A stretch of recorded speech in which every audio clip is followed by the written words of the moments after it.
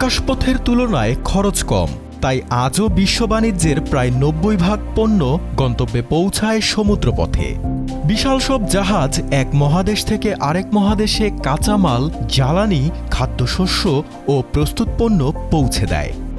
সমুদ্রপথ শুধু অর্থনীতির ধমনী নয়, বৈশ্বিক ক্ষমতার ভারসাম্যেরও প্রভাবক। তবে জাহাজের রুটের মধ্যে কিছু সংকীর্ণ ও কৌশলগত জলপথ আছে, যেগুলোতে সামান্য বিঘ্ন ঘটলেই সরবরাহ চেইন কাঁপে এবং বিশ্ববাজারে দাম লাফিয়ে ওঠে।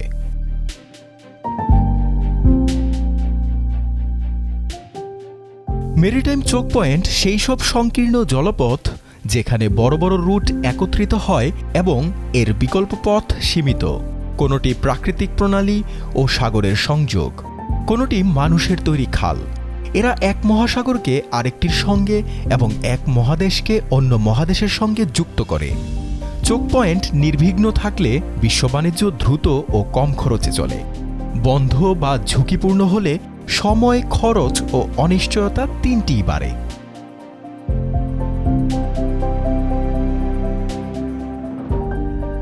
ইউরোপ ও এশিয়ার বাণিজ্য প্রবাহে সুয়েজ খাল সবচেয়ে গুরুত্বপূর্ণ পয়েন্ট। 1869 সালে মিশরে 193 কিলোমিটার দীর্ঘ সুয়েজ খাল চালু হওয়ার পর ইউরোপ থেকে এশিয়ায় সমুদ্রযাত্রার দূরত্ব নাটকীয়ভাবে কমে যায়। 1956 সালে মিশরের প্রেসিডেন্ট গামাল আবদেল নাসের খালটি জাতীয়করণ করলে ব্রিটেন ও ফ্রান্স হামলা চালায়। তখন মিশর জাহাজ ডুবিয়ে খালটি অকেজো করে দেয়। যুদ্ধ থামানোর তোড়জোড় শুরু হয়। যে কয়েক মাস সুয়েজ রুট বন্ধ ছিল, তাতেই বড় ধাক্কা খায় বিশ্ব অর্থনীতি। বৈশ্বিক বাণিজ্যের 12 থেকে 15% এবং কন্টেইনার পরিবহনের 30% এই রুটের উপর নির্ভরশীল।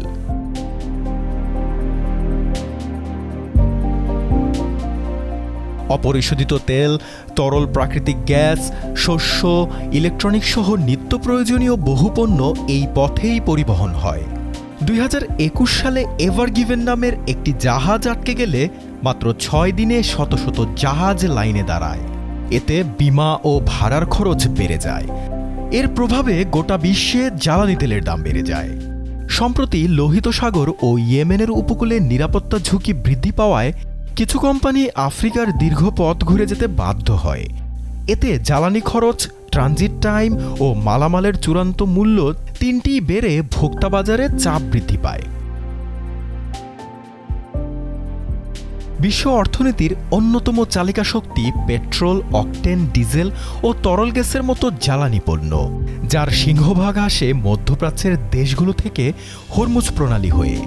ইরান ও ওমানের মাঝের এই সরু পথ পারস্য সাগরকে আরব সাগরের সঙ্গে যুক্ত করে। সমুদ্রপথের বাণিজ্য, অপরিশোধিত তেলের বড় অংশ প্রতিদিন এখান দিয়েই জাহাজে করে চীন, ভারত, জাপান, দক্ষিণ কোরিয়া ও ইউরোপের বিভিন্ন গন্তব্যে পৌঁছায়। এই পয়েন্টে উত্তেজনা বাড়লে তেলের দামে বড় ধাক্কা লাগে, কেঁপে ওঠে শেয়ার বাজার। প্রণালীটি একাধিকবার কূটনীতিক চাপের হাতিয়ার হয়েছে।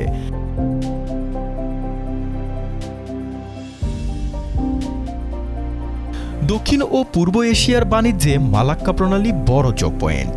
ভারত মহাসাগরকে প্রশান্ত মহাসাগরের সঙ্গে যুক্ত করে মালয় উপদ্বীপ ও ইন্দোনেশিয়ার সুমাত্রার মাঝে প্রায় 800 কিলোমিটার দীর্ঘ এই রুট। এর সবচেয়ে সরু অংশ মাত্র 2.7 কিলোমিটার। চীন, ভারত, জাপান, দক্ষিণ কোরিয়ার মতো এশীয় শিল্প শক্তিগুলোর অর্থনীতির বড় একটা অংশ মালাক্কা প্রণালী নির্ভর। চীনের জন্য মালাক্কার তাৎপর্য বিশেষ। দেশটির আমদানি করা জ্বালানি তেলের বড় অংশ এই পথেই আসে। অর্থাৎ মালাক্কা যদি কোনো কারণে ঝুঁকিতে পড়ে, তাহলে পূর্ব এশিয়ার জ্বালানি নিরাপত্তা ও উৎপাদন সরবরাহে বড় ধাক্কা লাগতে পারে।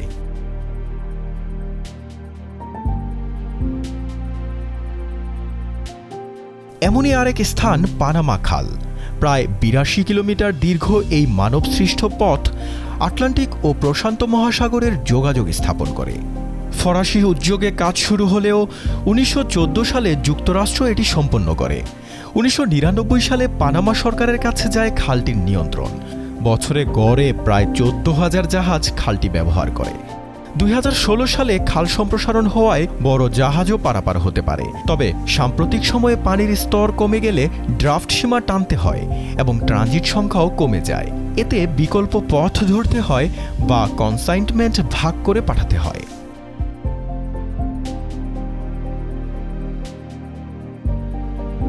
ইউরোপ ও আফ্রিকার সংযোগে জিব্রাল্টার প্রণালী ভূমধ্যসাগরকে আটলান্টিকের সঙ্গে যুক্ত করে।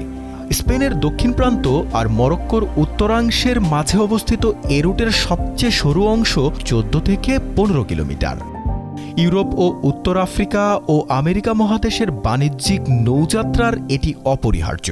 সামরিক দিক থেকেও এটি একটি ব্যস্ত রুট। ন্যাটো, ইউরোপীয় ও আঞ্চলিক নৌবহরের উপস্থিতি এখানে নিয়মিত।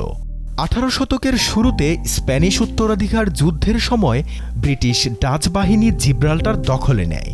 1713 সালে এক চুক্তির মাধ্যমে স্পেন ব্রিটেনের কাছে জিব্রাল্টার হস্তান্তর করে। তখন থেকেই এটি ব্রিটিশ টেরিটরি। তবে স্পেন এখনও দাবি করে জিব্রাল্টার তাদের ভূখণ্ডেরই একটি অংশ এবং ব্রিটেনের এটি ফেরত দেওয়া উচিত।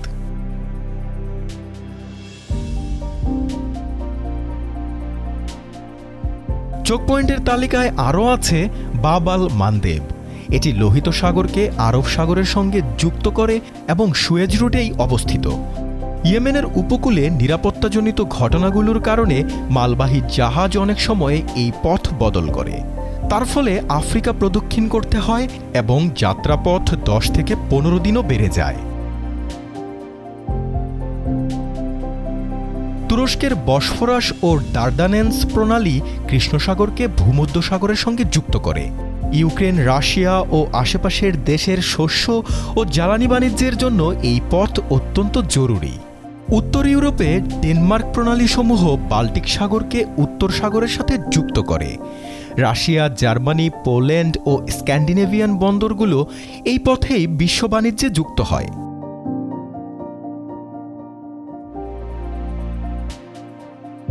বিশ্বে এরকম প্রায় 27টি প্রধান চোখ পয়েন্ট আছে। ব্যস্ততা ও কৌশলগত গুরুত্বের বিবেচনায় সুয়েজ, পানামা, জিব্রাল্টার ও মালাক্কা সবচেয়ে শীর্ষে থাকে।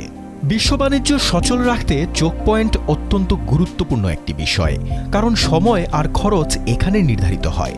রুট সচল থাকলে জাহাজ কম জ্বালানি পোড়ায়, বিমা ও ক্রু খরচ নির্ধারিত থাকে, কার্গো সময় মতো পৌঁছায়। রুট ঝুঁকিতে পড়লে পথ দীর্ঘ হয়, জ্বালানি খরচ, চার্টার রেট, বিমা প্রিমিয়াম ও বন্দরজট বাড়ে। ফ্রেট ইন্ডেক্স ওঠে, আমদানি মূল্যও বেড়ে যায়।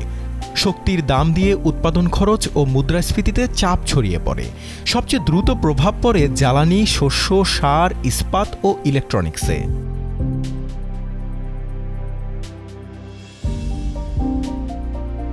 চোখ পয়েন্টের নিয়ন্ত্রণ মানে প্রভাব ও প্রতিরোধ ক্ষমতা।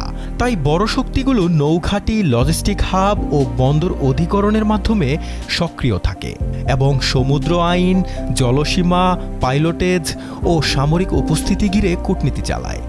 জোট চুক্তিতে নৌ চলাচলের স্বাধীনতা প্রধান এজেন্ডা। ভারসাম্য নষ্ট হলেই আন্তর্জাতিক উত্তেজনা বাজারের ঢেউ তোলে। জাকারিয়া হোসাইন, যমুনা নিউজ।